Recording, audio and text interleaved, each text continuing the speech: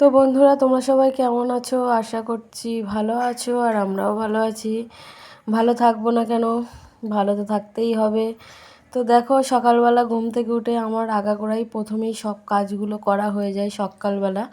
তো তারপর তোমাদের দাদাভাই নাইট ডিউটি থেকে বাড়ি এসছে, ও বলছে আমি একটু ঘুমাবো, বিছানা করে দাও। তো আমার এদিকে সব কাজ যেহেতু হয়ে গেছিলো, শুধু বিছানাটা তোলা ছিল না, মিমিসোনা ঘুমাচ্ছিল বলে। তো ওর বাবা এসেছে, গলা শুনেই ও উঠে পড়েছে। তারপর আমি এই যে বিছানার চাদরটাকে ভালো করে ঝাড়ছিলাম, যদি কিছু থেকে থাকে, সেই কারণে ঝেড়ে মানে ভালো করে ফের পাতলাম। পেতে মেয়েকে বলছি বালিশগুলো তুলে দে মা। ও বলছে আগে এইটা ফেলো তারপর দেবো। তো আমার সাথে মশকরা করলো। তো তারপর আর কিছুই না, বসে বসে ভাবলাম যে বোর হয়ে যাব। ও মানে মেয়ের ভরসায় থাকলে কোনো কিছুই হবে না। তাড়াতাড়ি করে নিজে নেমে বালিশ কাঁথা তুলে সমস্ত কিছু ঠিকঠাক করে এই যে চাল বার করছি, আর তোমাদেরকে একটু পরে দেখাবো যে আমার বিছানার অবস্থাটা কেমন আছে।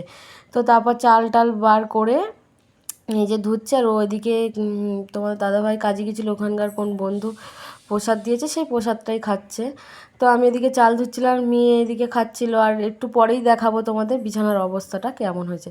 তো দেখো, ঘরে বাচ্চা থাকলে ঘরের কোনো কিছুই মানে তুমি পরিষ্কার করে রাখতে পারবে না। যতই তুমি পরিষ্কার করো না কেন, ততই নোংরা করবে এই সব বাচ্চা কাচ্চা। তারপর দেখছিলাম ভাতটা হয়ে গিয়েছে, ততক্ষণে বিছানাও নোংরা হয়ে গিয়েছে। ভাতের ফ্যান ট্যান ঝরিয়ে বসেছিলাম, দেখছিলাম তোমার দাদাভাই এই যে বাজার করে আনলো। আর বাজারটা এই যে শসা, টমেটো, ধনেপাতা, পেঁয়াজ, মাছ। তারপর আমি একটু মুড়ি মাখালাম পেঁয়াজ ছাড়া, মানে পেঁয়াজটা শেষ হয়ে গিয়েছিলো সেই জন্য। তারপর তোমাদের দাদাভাইকেও দিলাম, মেয়েকে দিলাম, আমি খেলাম। তো সত্যি এভাবেও মানে পেঁয়াজ লঙ্কা ছাড়াও মুড়ি মেখে খেতে না সত্যি দারুণ লাগে। তারপরে কিছুক্ষণ তোমার দাদাভাই দোকানে গিয়েছিলো, আর গিয়ে ওখান থেকে দুটো আমড়া এনেছিলো, সেটাকেও মাখা করব। প্রথমে নুন দিলাম, একটু ঝালের গুঁড়ো দিলাম, ভাবছি এতে হবে না, তো একটু লেবুও দিলাম টেস্ট হওয়ার জন্য, আর একটু কাঁচা লঙ্কা আর জিরের গুঁড়ো দিলাম। কাঁচা লঙ্কাটা লাস্টে একটু মেরে দিলাম, খেয়ে দেখলাম যে কেমন হয়েছে, দেখছি ঝাল হয়নি।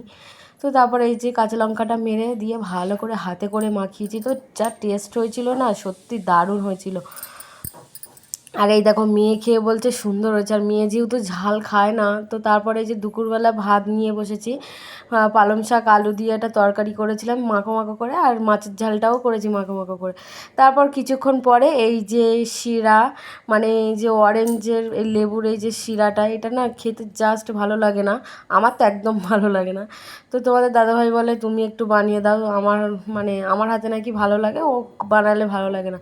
যেহেতু ও পরিমাণটা দিতে পারে না, সেই জন্য বানালে তো ভালো লাগে না। মেয়েও খাবে বলে মেয়েও কাপ নিয়ে এসে চলে এসেছে। আর আমি আজকে তাড়াতাড়ি করছিলাম, মানে শরীরটা ভালোও লাগছিল না, অনেক সকালবেলা উঠেছি।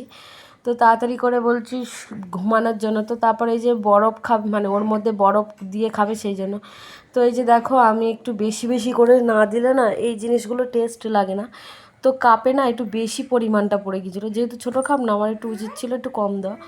তো আর কি করার, তারপরে এই যে সব গ্লাসে জলটা দিয়ে দিলাম, দিয়ে এই গ্লাসটা একটু কমই দিলাম, যেহেতু কাপটা দেখবো যে কী হয়েছে।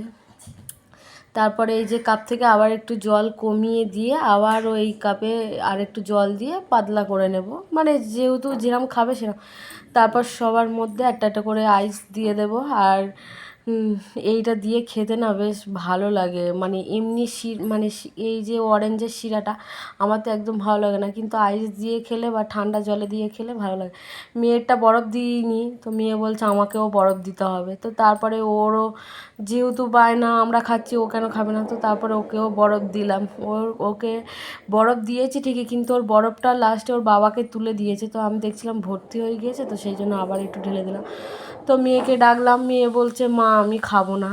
তখন আমি একটু রাশ করেছিলাম, তারপর মেয়ে আবার চলে আসলো, দেখো জল ফেলে একাকার করে দিচ্ছে আমার মেয়ে। তো তোমার দাদাভাইও বসে এই যে নিল, আর এই যে মেয়েও বসে প্রথমে হাত দিয়ে খাচ্ছে। আমার মেয়ে যে কোনো জিনিস, দুধ বলো যে কোনো জিনিস বলো, আগে হাত দিয়ে খাইছে। বলে মা আমাকে বলছে বরফ খাবো না। আমি বলছি বাবাকে দিয়ে দে, বাবাকে আবার জিজ্ঞাসা করছে কোথায় দেবো, বাবাও বললো গ্লাসে দিতে। তারপর আমি এই যে জিজ্ঞাসা করলাম যে মানে এর মধ্যে একটা টেস্টি জিনিস দিয়েছি, খেয়ে বলো কেমন হয়েছে। মেয়ে তো খেয়ে বলছে মা খুব সুন্দর হয়েছে, দেখো দারুণ বলছে। একটা ভিডিও দেখেছে একটা দিদার, তো সেই দিদাটার ভিডিও দেখে বলছে দারুণ। তো তোমাদের দাদাভাইকে খেয়ে বললো, তোমাদের দাদাভাই ভিডিও করছিলাম তো ওই জন্য লজ্জা পেলো সেই জন্য। আমিও এবার খেলাম, অনেক দিন খাই না, মানে ভালো লাগতো না বলে খেতাম না। তো তারপরে এই যে দেখো মিমিশোনাকে ঘুম পাড়াচ্ছি। আর ভিডিওটা এই পর্যন্তই, ভালো লাগলে আবার নেক্সট ভিডিওতে দেখা হচ্ছে। Tata, bye bye.